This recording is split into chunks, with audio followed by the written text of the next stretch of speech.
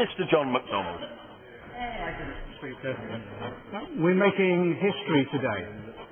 This is the first time in the history of this Parliament that people with disabilities have secured a debate in this chamber on an agenda of their choosing.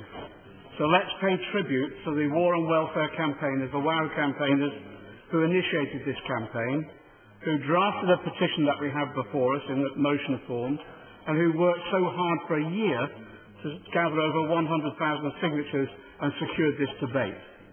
They're heroes and heroines who worked, many of them despite their disability, to ensure this campaign was a success. MPs may speak in this debate, but it's the voice of the WOW campaigners and petitioners that will be heard. What do the WOW campaigners want from this debate? Well, what they've said is they want a serious debate. We want MPs and we want party spokespeople and we want ministers to listen, and just listen well to the statements that they've made. And what do they want us to say? Well, I've asked WOW practitioners, what do you want me to say and other MPs to say in today's debate? And they've said, we want you to get across as best you can what the welfare changes have brought in over the last 4 years have meant to us and our families, the stark reality. Why do they want this? Well, maybe naively, they believe that if MPs and ministers really knew what it's like, what disabled people are going through, they would not stand by and let fellow human beings suffer and be degraded in this way. Certainly. I'm very grateful to him for giving way and congratulating him on getting this important debate. Ahead of this debate, the Brighton Housing Trust sent me some really alarming data of 25 cases they've looked at of claimants of ESA. All of them won their appeal and had the decision overturned. In 72% of cases, the decisions were overturned on the basis of a mental health condition, and 32% of that sample group stated that the process had caused an increase in suicidal intention. Does he agree with me that the implications of this policy are literally a matter of life and death? Completely. The figures in Brighton are echoed right the way around the country and have been reported now for the last number of years. We met some of the disabled campaigners this morning, Mr. Speaker, and some of them said these expressions. Do they realise that many of us feel terrorised by what the government is doing? One disabled campaigner said to me this morning, can you tell them that they call their programme Fulfilling Our Potential, but we feel that many of us simply won't survive this round of cuts. A generation is going to be lost. That's why the central demand of this petition is very straightforward. Today's motion is to call, in essence, for a cumulative impact assessment of all the welfare changes that have been introduced by this government. And the argument that they've put forward is that if politicians and society only knew the full effect of all these changes on the lives of disabled people and their families, surely they would not let this happen in a civilised society. Well, let's see whether we can move hearts and change minds in this debate. Let's run through some of the figures. There are 11.3 million people with disability in the UK. Of these, 4.5 million have a significant disability that entitles them to a disability benefit like disability living allowance or attendance allowance. 2.7 million people with disabilities live in poverty. And it's this group that the welfare cuts are hurting the most. I remember in 2010 when the government launched its austerity programme to cut public spending. I remember the Prime Minister's own statements. To quote the Prime Minister in October 2010, it's fair that those with broader shoulders should bear a greater load, and the greatest burden would be placed on the better off. The cuts, if they were to be made, would be fair. Well, the reverse is the case. I urge members to read the report, at least one of the reports, the report by Simon Duffy, the Director for Welfare Reform. He explains in his report, Counting the Cuts, that disabled people in poverty are bearing the cuts 4 times worse than the average, whilst people using social care have a burden nearly 6 times the burden on the average person. Other reports have actually escalated that to maybe 20 times the burden falling on people with disabilities. And the reason is because disabled people are being hit by a combination of cuts in funding for social care and support, and by wave after wave, almost annually, of cuts in welfare benefits. Let's look at the cuts in care and support. Many disabled people rely upon local authorities' social care and support.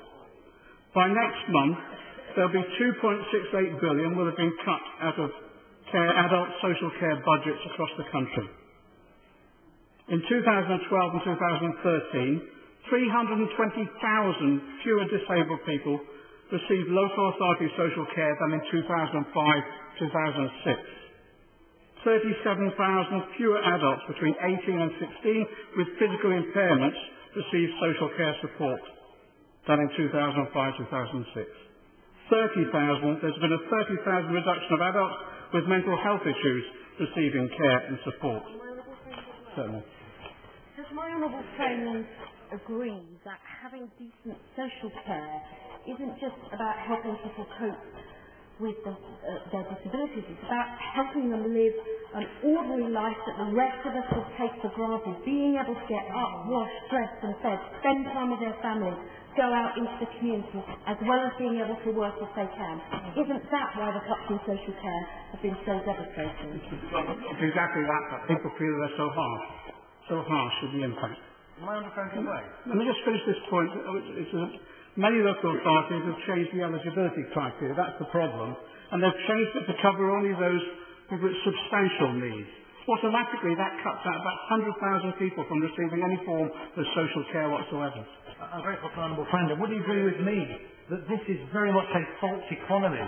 Because by cutting back on social care, it inevitably means that people's conditions tend to deteriorate, and then they need more urgent care, and many of them will find themselves in hospital. And so consequently, the cost to the public purse is substantially greater by making this false economy, these cuts, which are so devastating to the disabled people. It's exactly that. There are three consequences of what's happening. First of all, what's happening now is that disabled people are forced more and more to rely and depend on care from their own families. And family members who themselves, to be frank, are overstretched in caring for a family member, especially as local authority respite care is now being cut back so dramatically. And startlingly, as we've found in a previous debate, a large number of these carers are children caring for their parents. There was a year-long investigation by the Carers UK which confirmed that carers who save this country an estimated £119 billion a year in care costs, and they're about to lose £1 billion in benefit cuts. The second point is that many of the care needs of many disabled people are simply not being met at all. And there's a recent inquiry by the All-Party Group on Local Government and Disability. They found out, taking evidence, that 4 in 10 disabled people are failing to have their basic social care needs that have been met. My honourable friend points to the sort of social care we're talking about. But this third is the point that my honourable friend made. The withdrawal of social care and support service is just cutting many disabled people off from any forms of social contact with the outside world. It's driving many back into their homes and some into residential care. People being forced out of their homes, losing all the independence, forced out of their homes and into residential care or even hospital care as a result.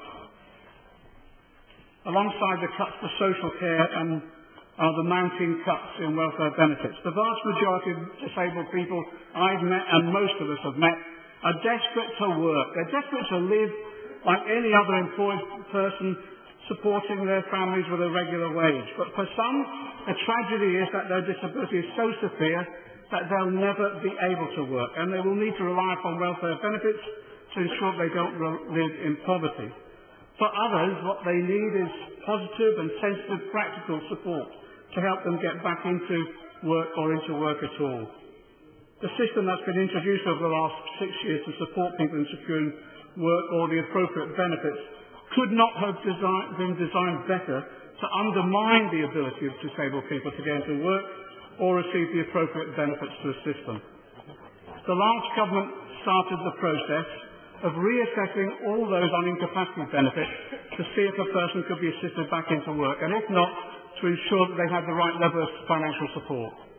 It introduced a work capability assessment and brought in ATOS to implement it. In theory, it might have been well-intentioned, but in practice, thousands of disabled people have been caused untold suffering, humiliation, stress, and at times, absolute despair. Also recognise that the introduction of the work capability assessment under his government and my government and our government was actually in a phased way, And part of the distress that the gentleman, my honourable friend, has mentioned has been due to the fact that that contract was renegotiated and we went for a big bang of assessments and reassessments for everyone who was on incapacity benefit. The rate capability assessment was flawed from the start. It stemmed from the work of the American insurance company UNO, this so-called biosocial model of disability assessment, and that was exposed as an invention by the insurance company simply to avoid paying out claims. But my honourable friend is right. Atos was brought in and then given a contract to churn through large numbers of assessments very rapidly in recent years, as fast as possible. And to do this, the staff that were employed often had minimal medical or professional qualifications, and often with expertise or experience totally unrelated to the person's condition or disability they were assessing. The assessment largely disregarded the person's existing diagnosis, prognosis, or even life expectancy. The recent Panorama programme, Disabled or Faking It, exposed the scandal of seriously ill patients diagnosed with life-threatening conditions such as heart failure and end-stage emphysema being found fit for work. The so-called descriptors or criteria on which the assessment is based bear no relation to the potential employment available, take little account of fluctuating conditions, and are particularly unresponsive to appreciating mental health issues. And yes, according to all the DWP figures, that the appeals roll in 40%, and most of the appeals now are being successful. The test has been condemned by the BMA, the RCN, and the report by the President of the Appeals Tribunal to the government denounced the test as failing to coincide with reality. Even where a person wins their appeal, there can be a lengthy time wait for reinstatement of benefits, and in one period there were 37,000 people waiting up to a year to receive their benefits after they'd won their appeal. Certainly. Does my friend agree with me that the cuts to the legal aid system, which take away the right of people to get legal aid for welfare benefit appeals, have also caused additional distress to those that are sick or disabled who are seeking an appeal? It's interesting that the statistics all prove that those people who are represented are winning their appeal in vast numbers. Those who are not are suffering. So it's no wonder, to be frank, that 84% of GPs have reported that they have patients who are presented with mental health problems such as stress, anxiety, depression as a result of undergoing or the fear of undergoing the work capability assessment. It's for all these reasons that the BMA has called for the end of the WCA with immediate effect. The BMA believes it should be replaced with a rigorous and safe system that does not cause unavoidable harm. There are such systems used in other countries. Why can't we use them here? That's why the motion calls for the scrapping of the WCA. If a person is assessed as capable of work and put onto employment support allowance within the work-related group, contributory ESA now only is lost after 12 months. 700,000 disabled people lose 4.4 billion as a result of the 12-month cut-off. There's been a massive escalation in the use of sanctions against people on ESA or job seekers allowance. 900,000 people sanctioned last year. In relation to the one-year cut-off, is it not at the very least ironic that the people who are most affected by this are people in households who have a for example, working partner or have small savings, and that they're very so-called hard-working people that the government said it wants to protect? People thought they were contributing to a scheme that they would get the benefits from.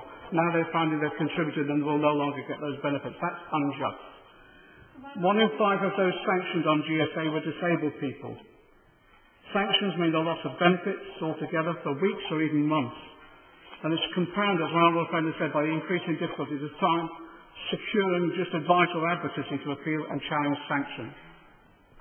I'm very grateful to my honourable friend for giving way. I wondered if he was aware that the situation that one of my constituents was in, who was receiving ESA. He was having a heart attack during his assessment, and he was sanctioned as a result of leaving that. I called for the government for an independent review for the inappropriate use of sanctions. They committed to that in the select committee, and now they're reneging on this. Isn't this a disgrace? Example after example have been brought forward by members like that. There's simply looked of some compassion and also some logic in the governance of this system, and the government have ignored that tragically. What's happened as a result of these sanctions is basically many people now reporting that they're dependent on doorstep loans. They're using credit card for everyday items, and some have now fallen into long-term debt. Some of us met a representative from Disability UK on Monday. He described all this as a route into destitution for many people. Disabled people on ESA are placed on the work programme and offered support from work choice. The latest figures on the work programme success rate of finding disabled people employment shows that only 5.3% secured employment, 95% failure rate. Work choice is meant to assist those with complex needs. Has helped only 58 people since 2011. The forced closure, if I may, the forced closure of the Remploy factories under this government has also taken away the opportunity of sheltered work for many thousands of disabled people. I thank the Honourable Friend for giving way. I visited the local work choice provider just the other week, and I was amazed to discover that the benefit that everyone who was there who was participating was on was job seekers allowance. They weren't on a disability benefit, although they did have disabilities. And that is not what I thought work choice was meant to be about. That's exactly. That report comes back from the constituency member of the constituency member on the visits. I'm concerned about time, so I'll press on, Madam Deputy Speaker, without any further interventions if members don't mind. Let me just turn now to the personal independence payments. 3.2 million people, disabled people, receive GLA. GLA is not a work benefit. It's meant to help with the additional costs of disability. It allows disabled people to get by and overcome some of the restrictions forced upon them by their disability.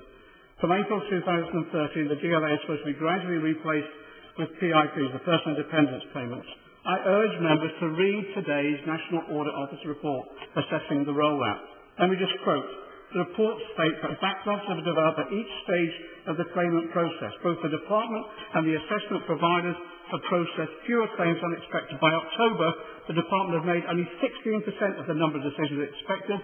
Over 166,000 people have started new claims for PIP, and 92,000 claims have been transferred to the assessment provider and not returned to the department. Who's the assessment provider? After the WCA debacle, it's hard to believe that the government have allowed Atos to share the contract with Capita. The report goes on to say that claimants face delays and the department is not able to tell them how long they're likely to wait, potentially creating distress and financial difficulties. The report cites the CAB as having found claimants that are concerned about paying for their care, covering their housing costs, and just having enough money to pay for necessities like heating, electricity and food. The Demos scope study calculated that 600,000 people would be impacted upon by the introduction of PIP, a loss of £2.6 billion. Let me just turn to mobility. In addition to all these changes in eligibility, there's been changes to eligibility for mobility. It means that 148,000 people will lose out on that additional benefit. And it also potentially denies access to a mobility vehicle. So we now know today many people are having their mobility cards removed, and the irony is, as a result, they can't get to work. But disabled people are not immune, especially vulnerable to other benefit changes. The bedroom tax. Disabled people will be disproportionately hit by the bedroom tax. 72% of households affected include someone with a disability or major health problem. 420,000 disabled people will lose, on average, £14 a week in housing benefit. 1 in 3 disabled people are being refused a discretionary housing payment. Shockingly, local councils have rejected applications from disabled people living in adapted properties who are unable to downsize. And last week, it was also revealed that the £347 million local welfare assistance fund to local councils had quietly been cut by the government. The Welfare Reform Act also changed the updating of benefits from RPI to CPI. It costing some families receiving CLA and carers allowance £80 a week. The benefit cap, it's estimated 142,500 disabled people will be hit by the benefit cap, costing £2 billion. Universal credit looms over all of this. The CAB's research estimates that 116,000 disabled people could lose £40 a week. 230,000 severely disabled who live alone or with only a young carer will get between £28 and £58 less a week. 100,000 disabled children will lose £28 a week. What do all these figures add up to? Well, although the government has refused to undertake a cumulative assessment of all these benefit changes on disabled people, others have. The Demos Scope study calculated that